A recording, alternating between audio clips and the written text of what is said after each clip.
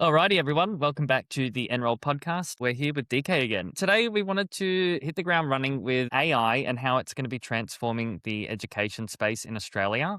A lot of the stuff that we're working on right now is even blowing our brains out. So, doing a little segment on this, I think, would be pretty exciting. And I think the first question I wanted to kick off with was, in your view, with everything we're working on at the minute, how do you see AI transforming education in the EDU space in Australia? I think probably I'd be thinking about it more in like stages because there's where it will probably end up and where it is now is probably the best way because I think the funny thing about AI is there's a lot of hype and a lot of potential, but I think everyone's getting the timing wrong.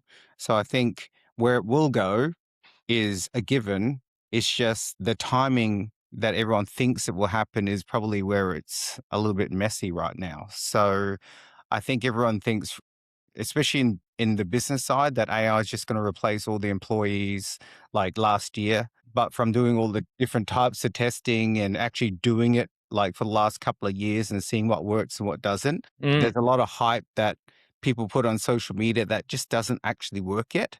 But it only works for that demonstration video. But directionally, we know where it's going, which is I think what we're going to end up is in a space where everything is personalized. So there's no way you're going to be in a situation where you don't have your day to day personalized to you and everything. So I think, for example, if you think about traditional education, you've got like this space where you have like one teacher for like 30 students, right? Mm.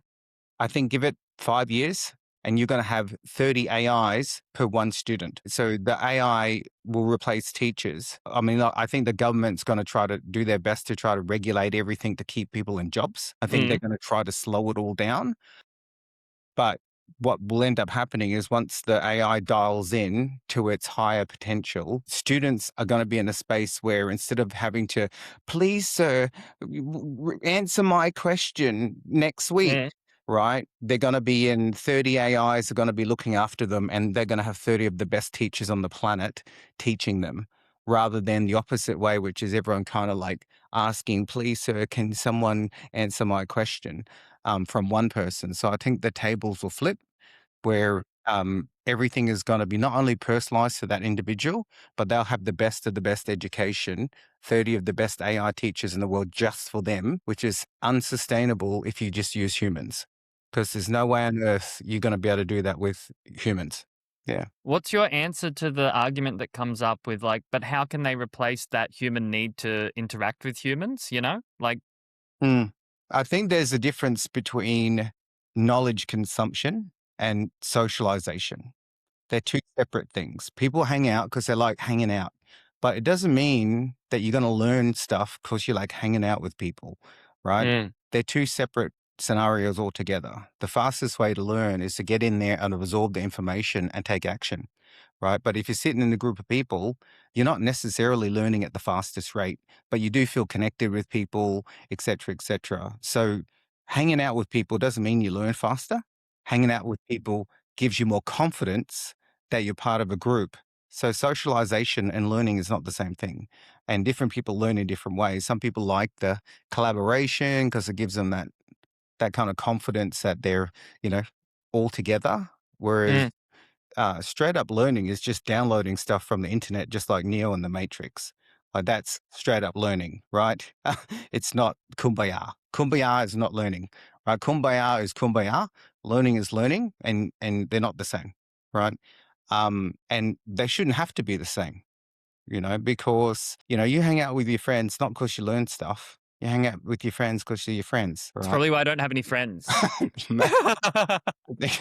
I think that's also a bit of a growing trend since the internet. Yeah. When I started working with Enroll and Get Course Mm, a decade ago now, mm, online learning came mm. in and it was like a revolutionary thing. Is it convenience that changed, like with the online revolution? And then how is that online revolution different to the AI one that's about to happen? Look, I think as human beings, we always default to the easiest thing. We're designed to look for the easiest path Mm. biologically. Like that, we're designed to like, what is the easiest thing for me? And that's what we're optimizing for all the time. is the easiest thing. So online learning just made it easier than going to a classroom and sitting around and wasting half your day and all that sort of stuff. It's really great for extroverts because they like to get out in the world and do that. But for the introverts, they're not really big on it. So I think what online learning did is create convenience, right? Is what it did, which has revolutionized everything. It's brought the cost of education down, learning down. It's commoditized a lot of learning as well, though. So learning is no longer an asymmetrical play as it was before, because a lot more people can learn everything online. Mm, So I think the main shift in the next evolution with AI, though, is that the internet went from web 1.0, which is you just look at a brochure, to web 2.0, which is social media, which is the interaction with other people where you're engaging. And then what will happen with with AI is people will then have individual like AIs. So they will engage with the content, they'll engage with the world through AI, and then they'll learn through AI as that modality. Because then you've got all the convenience of online with the personalization of having a tutor who actually knows you all the time. So one of the downfalls with learning online is that, you know, unless you're super engaged, for those people who need to engage all the time, they can fall off really easy because it's like, I'm watching another 3-minute video and I'm falling asleep. You know, YouTube is way more fun to watch than these videos. So that's why mm. YouTube gets all the views because Mr. Beast is way more fun to watch than something, something that you bought from a college. And that's what the students want. And so that's the gap. So I think AI learning will replace traditional learning because the AIs will interact and it'll be like you and I having a conversation. So give it 5 years, it'll be like learning like this with your AI. Yeah, when I studied IT and I did that online completely. The convenience of it, being able to do it while I was still working was awesome. But yeah, you're right. I really had to apply myself more. Like, sure, the information was all there, ready to go, but I literally had to make time, sit down, and like read word for word and try to understand it myself, and then maybe do a Google search over here. But when I translate to like what would it be like now to learn that same course from an AI, it would almost be like having that tutor who knows the whole thing and can answer my direct questions right then and there. Yes. So that's really what you're alluding to, isn't it? It's all going to go that way, and because it's more convenient and also quicker, like you get the answer quicker. You can move forward quicker. You can apply quicker. Yeah, I see that too, actually. That's wild. So for people like our partners, what should they be doing or preparing for with all of this coming down the pipe? Because it's a lot to get your head around and implementing it in your business. Like if you're not the most techie person, how are people going to adapt? I think probably got to separate, you know, the space into two different buckets.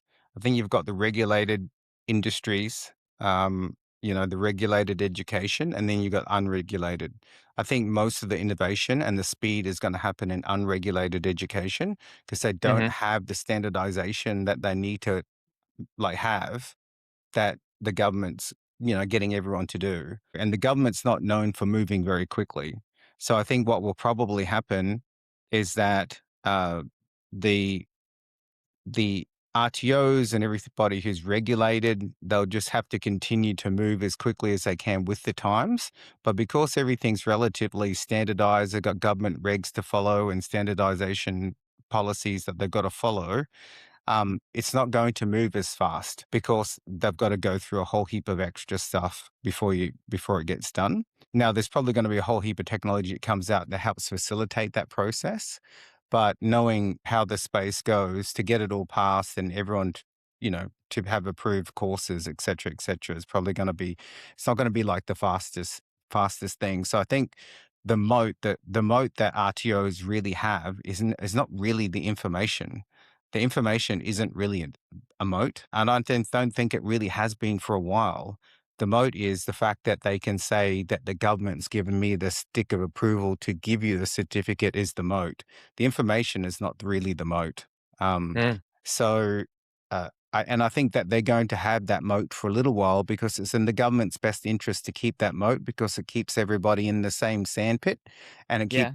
it keeps teachers in jobs, And that's really what the incentives are aligned for. Is the government's going to want to try to keep everyone in a job. They're going to want to keep the systems relatively the same.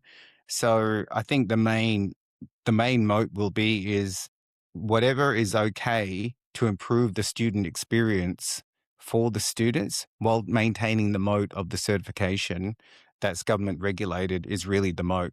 It just probably won't move as fast as a non-regulated space, but that's probably a good thing for most businesses because it's hard to move that quickly uh, in Mm. in in the in the real world because most people aren't moving that fast.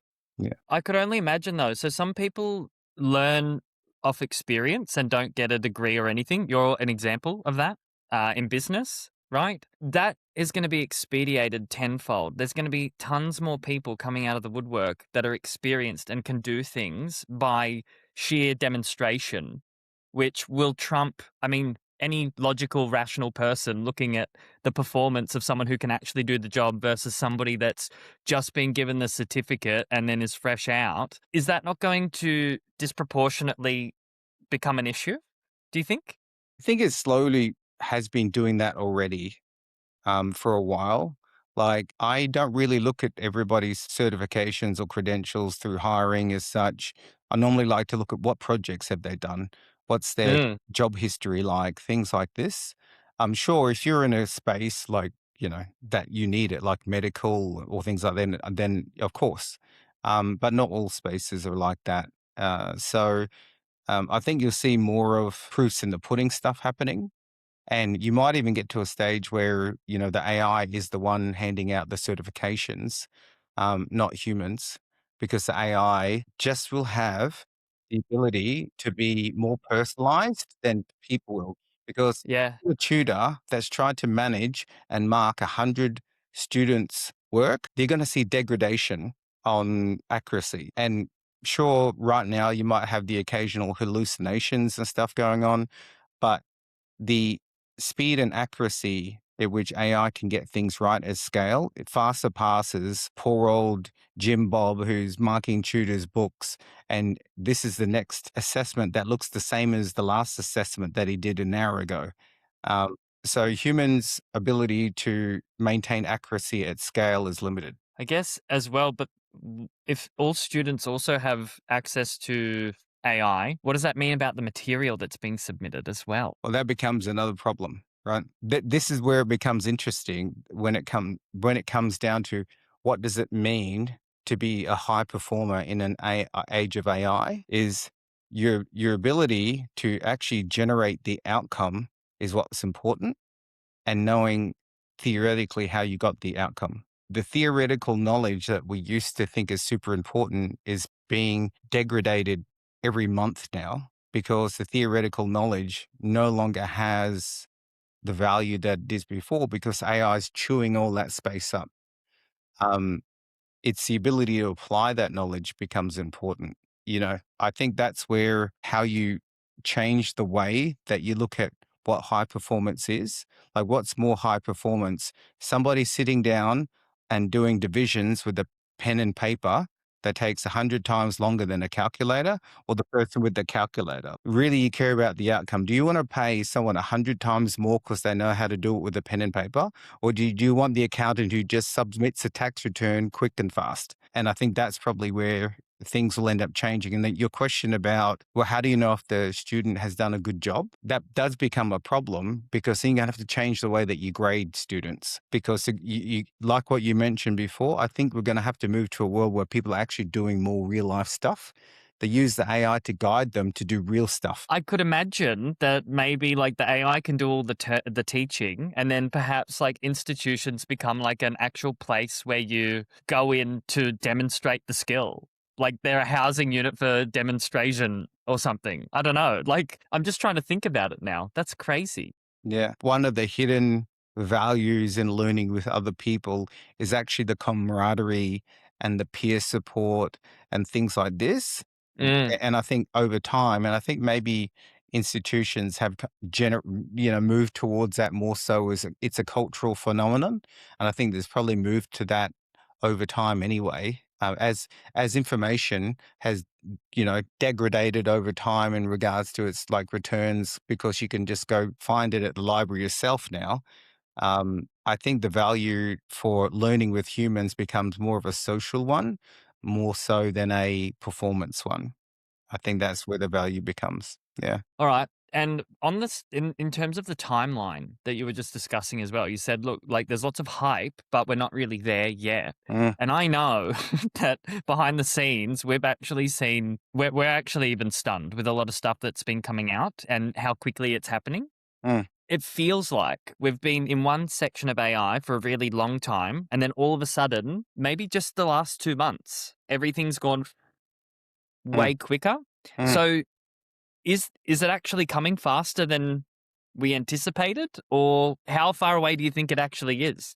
No, so I think you've got to separate the speed of development of the AI with the implementation and adoption of it. So what there is the speed. So we're hitting that exponential curve of AI's intelligence increasing, right? Mm, And now it's being used on a lot more use cases. So you're now seeing the exponential intelligence growth curve being being applied to early adopters. So the early adopters now are out there building things with the heightened intelligence. Whereas before, you go back like 6 months ago, the intelligence level wasn't there for some of the earlier models, for even the early adopters to do stuff that's of any significant impact. It mm. wasn't there. So now what you've seen is the early adopters have got a tool that's of high enough intelligence that they can go executing in the real world with much more complicated projects than they could do before with much more reliability. So I think you got to separate the different buckets, which is I think within 6 months, AI itself's capability is probably going to be smarter and more accurate than most human beings there are currently. If it's not already close to it now, depending on where you're grading humans, on what level. Right? It's already getting close to it, but it's probably going to be far superior than most humans in all ways intellectually in 12 months. Right. But then you've got to also add in, okay, what's everyone doing with that knowledge and where they're applying it in use cases? And then how is that being adopted across the population? And I think that's really so. There's three separate curves, and adoption curves change based on each of those different things. Intelligence wise, 12 months, probably smarter than most human beings are. Adoption curve, all the early innovators will be executing lots of projects within the next 12 to 24. And then you'll start seeing that seeping further into the mainstream population easily within the next 3 to 5 years, easy. Because it So takes 3 to time for 5. the average person to get it, learn it, adopt it into their lifestyle, become comfortable with it. Like there's all these stages. Like Mm. even when people were buying things on the internet for the first time, it took a long time for the average person to be comfortable putting their credit card details to buy stuff on the internet. It took a long Y time. But now 100%. most people are like, why do I go to the shop for? I just go to Amazon and buy it. I wonder if it took people a long time to go, "Is that calculator actually calculating the right sum?" You wouldn't even Probably. second guess it today, but, like, I Yeah. imagine it would have been. That's right. So that's where the gauging of the like how long it will take because you've got the technology itself, the use cases of the technology proving reliable in everyday cases, then the Mm. adoption of the population to actually apply it and get used to using it. And they're three different timelines. Alright. For heads of companies, what's on the table for marketing for them? I think right now, or AI in its current form, all it's done is raise the floor a little bit, but it hasn't raised the roof. So it means that you can do okay marketing, but you can't do amazing marketing. Like it needs fine tuning. And I think that's probably the thing. So if you got nobody on your team who can do any marketing, it's enabled the person with no info, no knowledge at all to generate some marketing and do okay. But what you'll probably also see is an influx of mediocre marketing all over the internet now, which means mediocre marketing is going to be like the same as shit marketing because everyone's doing the same. The hype behind what it can do and the impact that it does made, there's still a gap because now what we've got is now the admin girl can do all this ad copy, but now the ad copy she creates just straight out of ChatGPT or whatever looks the same as every other admin girl's Facebook marketing that they're all doing. So now you're getting drowned in exactly the same thing. So you're getting the population gets desensitized to it and then they stop seeing it anymore. So it Mm, zeroes out the competitive advantage anyway. So it's amazing when you take it and go, look what I just created. It's like, wow, that's amazing. But when you put it out into the wilderness, the results are eh, because it looks the same. same as everything else. So it's no longer a competitive advantage. So if everyone can do exactly the same thing, you have no competitive advantage. So it didn't help really anyone except for people who knew how to do nothing, but then they get to the candy shop and then there's a line out the door and you're all the same. Yeah, So that's really fundamentally what I was trying to share is it looks that like it can do really cool stuff, but unless you can fine tune it to be amazing and different to everyone else, you're still going to end up with meh because everyone can do that now. sure. So really, marketers in this particular point in time, if they're a good marketer, they actually have the broader advantage still. Yeah, because the AI is only ever going to be as smart as the operator. So it's like this if you don't know anything, it'll get you to step one. But to get to step three and four, you need to understand what good looks like. If you don't understand what good looks like in the first place, you won't know how to judge it. Mm. So it will just go, there you go. If you don't know what good looks like, it doesn't know what good luck looks like. You're going to see the same thing. So you need to know what good looks like, and then you can judge if it's good or not, and then you got to fine tune it. Context matters in this game. 100%. It's all about context and understanding and fine tuning it. You got to Mm, be able to. You got to know what good looks like. Where it does shine is in operational efficiencies. Like ironically, people are using it for things like marketing, but I think it's probably better off in things where it doesn't need the creative nuance, like mm. administration, like numbers, all these types of things. So I wanted to talk about that too. So in terms of operational efficiency, Mm, it is something that all business owners or heads of companies or managers, they're always looking at it going, how can I decrease it? How can I decrease it? It's always been the thing that business owners want to do. mm, With this next wave, it's going to become undeniable in the end that why would you pay a person to do X job when you could just get a machine to do it? And not only does it alleviate time gap, but also it helps your profit margins. But the sacrifice in this wave, I feel anyway, is going to be of the person. mm, And so there's going to come along guilt with that with a lot of people. Like they're going to have to experience this. Wow, I get this great, amazing lift in productivity and I get to save money, but I've got to let someone down. So, with that coming down the pipe, there's going to be lots of business owners that have to cross that bridge. What should they prepare for? Like, or what advice do you have for them? I think the answer to that question is really going to come down to the business owner. And I think look. I don't know if there's any right answers to that question. I think there's answers to that question that you're comfortable with, and some of Mm, them may be pragmatic, and some of them may not be pragmatic. Um, I think it really depends on the type of company you're in and what everybody's doing. Because what should be able to happen now is the same person, right, who used to only be able to do one thing a week can do like 10 things a week. So you don't need to hire any more people to increase the amount of throughput you can do. So there's two ways you can go. You can either remove people that are unnecessary or keep the same people and increase the output. That's fundamentally the two, or you could probably even do both. Personally, I think it's probably premature to be thinking that you can just go off there and like fire everybody willy nilly because AI is going to be fixing everything. Because I think it's a bit early for that. no, it Is that- is. I was putting it out there because it is something that, people are going to have to think about in the end. So why not, spring it or raise it early and put it out there? Because if you can have forethought in the front, then it gives you time to adapt. And one thing that I really enjoy about your leadership or working under you or working with you is whilst a lot of our stuff in house has been shifted already. Like we can go, that's going to be redundant like in a couple months. Like we know lots of those jobs that we've got. But your choice to prioritize the individual, and you're looking for places to move people, and what the job's not going to be different, or they're going to be doing the same sort of thing, but it's going to look different. And you're preparing for that. And I think that's a smart move because it takes into account the person and their needs, but also what our business needs as well as we develop. That's all I was really trying to dig out of you there because I think the way that you're doing it's really cool. Yeah, well, it could be wrong.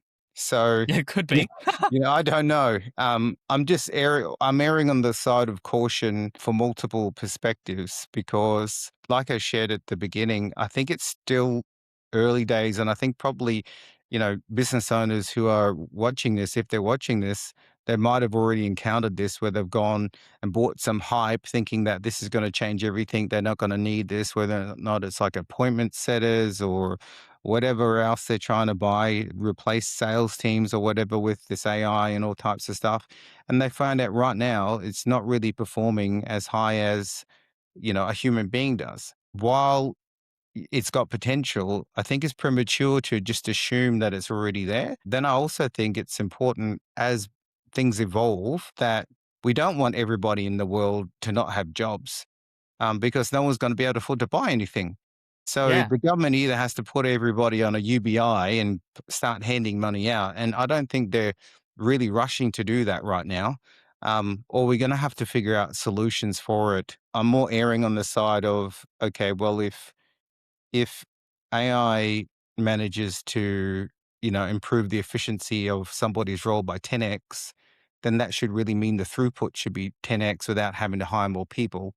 And then you keep the same people who've been loyal to you the best you can, until you figure out where the dust settles, and then see how that goes. Love it. All right. Is there anything else that you wanted to add on top before we wrap up? No, I think it's been good. Yeah, me too. Enjoy it. All right, cool. I'll see you in the next episode. I appreciate it. Bye. Catch ya. Bye.